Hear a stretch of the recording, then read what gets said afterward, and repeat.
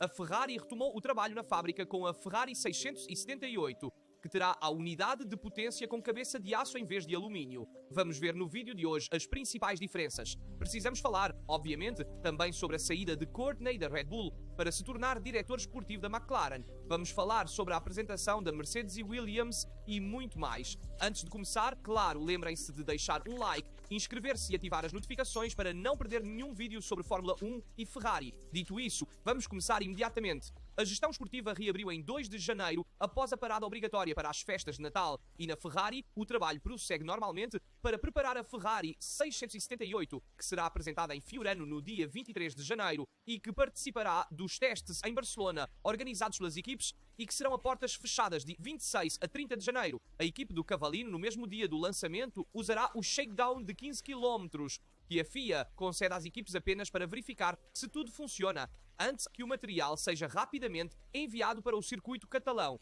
Os prazos apertadíssimos na preparação dos carros impõem ritmos diferentes das temporadas anteriores. Algumas equipes já procederam ao FIRAP das novas unidades de potência montadas nos chassis, enquanto no momento em Maranello podem prosseguir com a montagem de 2 carrocerias quase em paralelo, sendo uma das primeiras equipes a ter superado brilhantemente os testes de colisão de homologação. O objetivo é realizar uma série de testes com o carro inteiro no banco dinâmico, onde é possível ter uma primeira avaliação do funcionamento dos sistemas, o que é fundamental em vista do novo regulamento. A equipa aerodinâmica, dirigida por Diego Tondi, entretanto, aprovou a configuração padrão com a qual a 678 entrará na pista em Barcelona. O teste espanhol é considerado funcional para verificar se todos os parâmetros do projeto foram respeitados e se a aerodinâmica ativa na estreia, apenas a dianteira, funciona de acordo com os parâmetros exigidos. A unidade de potência, junto com os sistemas eletrónicos de controle, para a gestão muito complexa do motor endotérmico e do elétrico, serão os principais aspectos a serem observados junto com a coleta de dados aerodinâmicos. De fato, a Ferrari 678 na Catalunha também terá que verificar qual será o comportamento do carro com os novos pneus Pirelli, que ainda são de 18 polegadas, mas ligeiramente mais estreitos. Em suma, veremos um carro vermelho um pouco mais bruto nos testes de Barcelona, mas nem tanto, pois são necessárias informações úteis para o desenvolvimento e avaliação do projeto. Depois, como farão todas as equipes, veremos a Ferrari mudar nos 2 testes da FIA no Bahrein em 11, 13 de fevereiro e 18, 20 de fevereiro, porque a pesquisa no túnel de vento é conduzida até o máximo tempo útil para a produção das peças de reposição a serem enviadas para a Austrália. O pacote aerodinâmico previsto para Melbourne provavelmente será visto no penúltimo ou último dia dos testes em Sakir, mas dizer que haverá uma Ferrari A e uma B, sim, talvez seja um pouco exagerado, pois haverá 2 versões certamente diferentes, mas uma será embrionária e a outra será uma versão evoluída. Considerando também as restrições do teto orçamentário que pesam sobre os desenvolvimentos, especialmente se você quiser levar a evolução do carro o mais longe possível ao longo da temporada. A discussão sobre os motores é ainda mais intensa, considerando que a equipe também deve fornecer para a Haas e Cadillac, que são as 2 equipes clientes, e alguns observadores levantaram dúvidas se a Ferrari pode ter escolhido uma cabeça feita de liga de aço em vez do mais tradicional alumínio. Parece que a diferença de peso não é importante. Primeiro porque o aço é a base de uma liga que inclui muitos elementos, alguns muito leves. Em segundo lugar, a Ferrari desenvolveu há anos sistemas de produção aditiva da Renishaw que utilizam tecnologia de fusão em leito de pó metálico para construir componentes diretamente a partir de arquivos CAD. Os componentes produzidos em Maranello apresentam geometria complexa e paredes finas que seriam muito difíceis de produzir com métodos mais tradicionais, como a fundição ou usinagem completa. Assim, um processamento desse tipo foi desenvolvido após vários anos de estudo e é evidente que a diferença de peso colocada mais acima não é mais um fator, pois o problema foi resolvido na fase de projeto. Não devemos esquecer que há equipes que colocam radiadores acima da unidade de potência e o uso de liga de aço permite empurrar temperaturas mais altas na câmara de combustão em busca de desempenho, permitindo uma pesquisa mais precisa de desempenho em comparação com a liga de alumínio.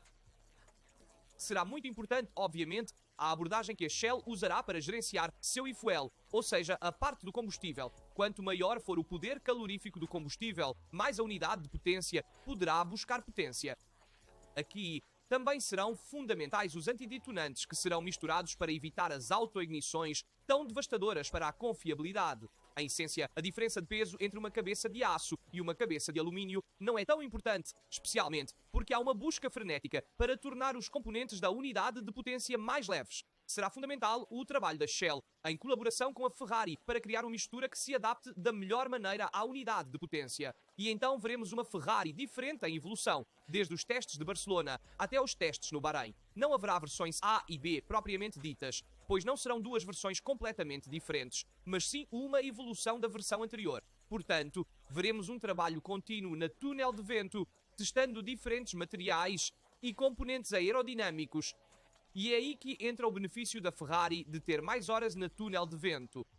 Na verdade, uma pergunta que muitos fizeram é: o benefício da túnel de vento vale mais do que os 18 milhões de orçamento? Orçamento a menos. A Ferrari virou a página no novo ano e o objetivo da equipe é fazer os torcedores esquecerem o péssimo campeonato de 2025 e também o quarto lugar nos construtores, que foi um resultado desastroso, dadas as expectativas do início de 2025. E já dissemos e repetimos muitas vezes, trata-se de uma grande revolução que muda completamente o rosto da Fórmula 1, com carros que serão muito diferentes, finalmente mais leves, curtos e estreitos. Por isso, todos os valores técnicos serão revisados e algumas hierarquias também podem mudar. De fato, a equipe da Cavallino, por própria admissão de Frederic Vasseur, já havia interrompido o desenvolvimento aerodinâmico do SF25 no final de abril, dedicando tempo e recursos humanos e financeiros ao projeto 678, que está rapidamente chegando à conclusão. Portanto, a equipe de Maranello quase certamente pagou o preço do prematuro fim do trabalho na túnel de vento nos resultados obtidos na segunda parte da temporada de 2025, quando a esperança era reduzir a distância da McLaren com a adoção da suspensão traseira revista, que, lembramos, ocorreu no verão, mas que não deu os resultados esperados pelos técnicos de Loic Serra. O fato é que o ano de 0 vitórias terá efeitos em uma temporada de 2026, que começará muito cedo, com testes em Barcelona a portas fechadas no final do mês. O impacto positivo será que a Ferrari poderá contar nos primeiros 6 meses com um maior número de horas na túnel de vento em comparação a 2025, mas no orçamento previsto, que foi alterado em junho passado, faltam 18 milhões de euros, porque a equipe havia planejado terminar o campeonato em segundo lugar entre os construtores.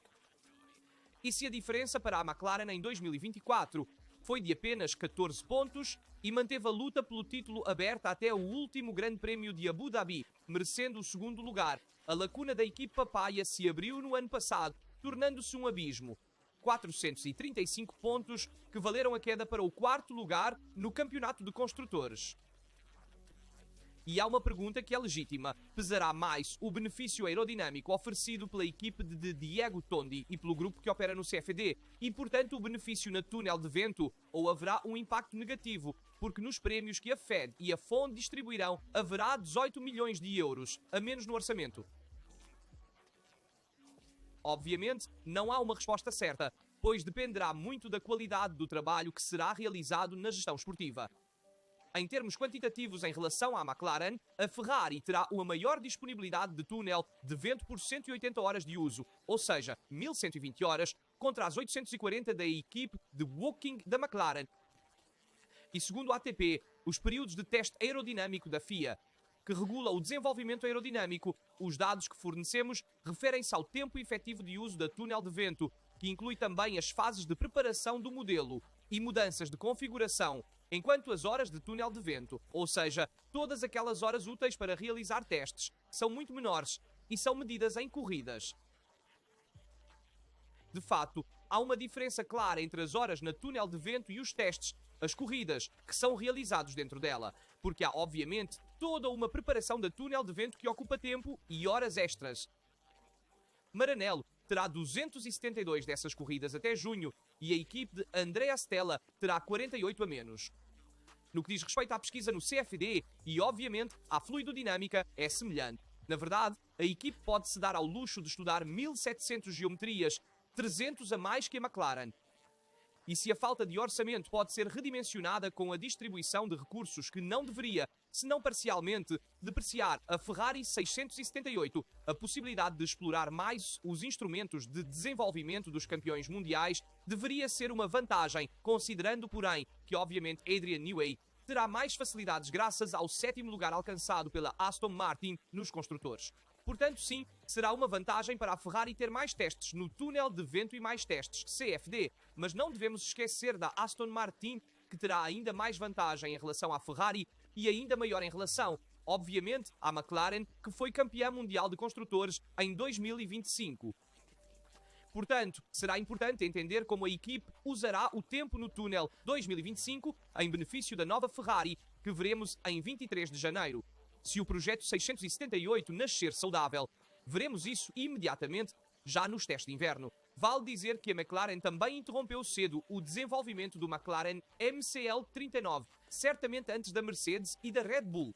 E então, se o ganho esperado não ocorrer, o maior tempo de pesquisa no túnel de vento pode ser determinante na tentativa de corrigir os erros. Talvez seja isso que Vasseur falou em uma temporada que será decidida mais pelos desenvolvimentos durante a temporada do pelo carro imaturo que será alinhado no início da temporada. Bem, uma coisa é certa. Certamente o desenvolvimento aerodinâmico em 2026 será enorme, portanto, o carro que veremos nos testes de Barcelona e especialmente no Bahrein será completamente diferente do carro que veremos no final da temporada. Será uma evolução muito grande. Os recursos investidos serão muito grandes por parte das equipes e quem preparar melhor as atualizações que chegarão a cada 3-4 corridas durante a temporada. Bem, esses serão pacotes fundamentais para enriquecer o carro, torná-lo mais leve, torná-lo mais eficiente aerodinamicamente e isso ajudará a equipe a evoluir o carro e também melhorar o desempenho.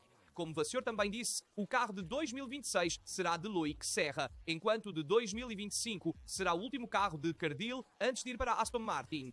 E, portanto, veremos de facto o grupo coeso de Vasseur, escolhido pelo próprio Vasseur, com Jerome D'Ambrosio, Loic Serra, técnicos que vêm da Mercedes e agora trabalham na Ferrari. Veremos o resultado do grupo de trabalho Vasseur em 2026. Por isso, gostaria de reiterar que a responsabilidade e a pressão que Vasseur está vivendo são maiores do que nunca, porque agora não há mais desculpas. Eles interromperam as atualizações mais cedo em 2025 e terminaram os desenvolvimentos, disse Vasseur, em abril. E o carro de 2026 é inteiramente desenvolvido pelo grupo de trabalho escolhido por Vasseur. Eles anteciparam as atualizações antes. Então, dedicaram mais tempo ao desenvolvimento da Ferrari 2026 antes das outras equipes. Portanto, Vasseur, se a Ferrari 2026 não for forte, tem muitas responsabilidades e corre o risco de perder o emprego e perder o cargo de chefe de equipe. Dito isso, a Red Bull liberou Courtney, que se torna diretor esportivo da McLaren.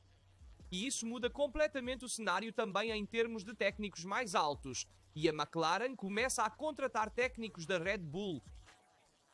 Will Courtney completou sua aguardada transferência e assumirá o novo cargo de diretor esportivo após obter a aprovação para deixar sua posição na Red Bull.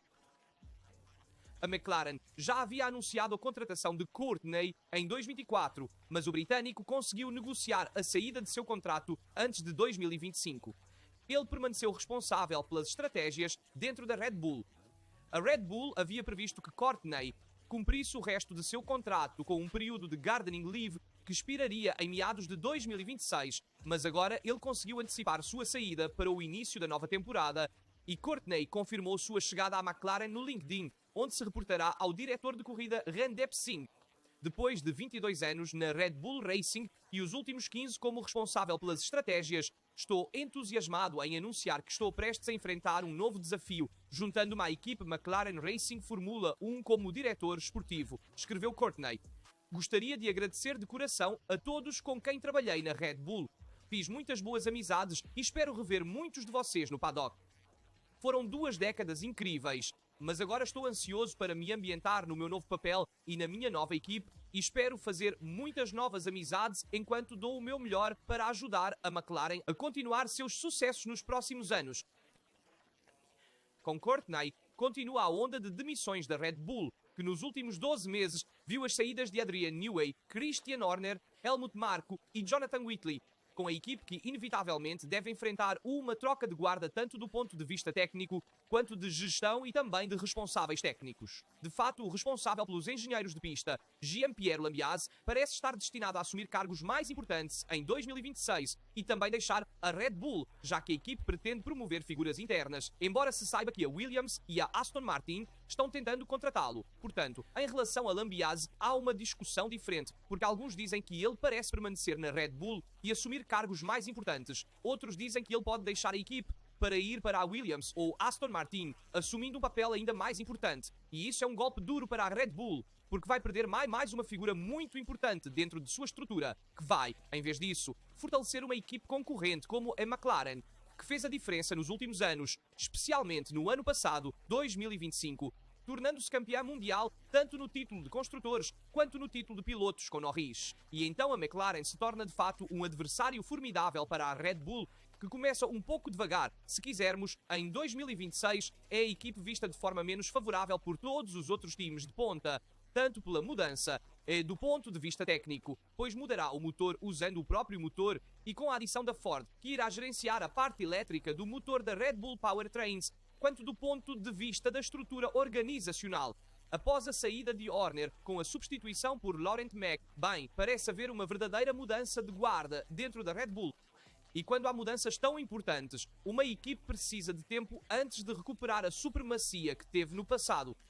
Então veremos como a situação dentro da Red Bull se resolverá. Mas precisamos falar sobre a Mercedes, a apresentação e também sobre a Williams. De fato, a Mercedes se prepara para o novo ciclo técnico de 2026 com o Mercedes W17, o carro com o qual espera voltar ao topo após anos sem sucesso. E as primeiras imagens serão reveladas em 22 de janeiro através de renderizações pouco antes da estreia na pista em Barcelona para a sessão de testes. E a equipe alemã fará uma segunda apresentação em 2 de fevereiro. E sabemos que em 2026 a Fórmula 1 vai se transformar com unidades de potência totalmente novas. E a Mercedes espera conseguir se destacar diante dos rivais, criando assim as condições para voltar a disputar um título mundial. Um feito que falta desde 2021, o último ano antes da revolução dos carros com efeito solo. Uma é em que, principalmente devido às limitações impostas pelas dificuldades aerodinâmicas, a equipe nunca conseguiu se destacar, sendo superada até mesmo por quem tinha a mesma unidade de potência, a McLaren.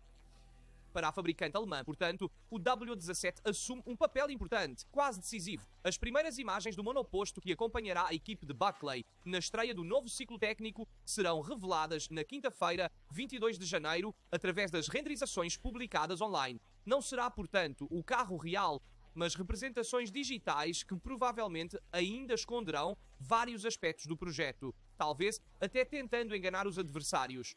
Já no passado, não era incomum observar diferenças entre as renderizações divulgadas online e o carro físico mostrado durante as apresentações da Mercedes. Por isso, não deveria ser uma surpresa, sem contar que, no início de um novo ciclo técnico, com engenheiros prontos para examinar minuciosamente as soluções dos adversários, é natural que a equipe escolha ocultar e esconder alguns aspectos do projeto. Não por acaso, muitas equipes se apresentarão aos testes no final de janeiro, na sessão de Barcelona, a portas fechadas, com uma primeira versão mais simples de seus respectivos carros. O objetivo será, primeiramente, trabalhar na confiabilidade e acumular quilometragem, para depois concentrar os esforços a partir do segundo teste no Bahrein, na compreensão do monoposto, em termos de desempenho e na introdução das novidades técnicas mais relevantes.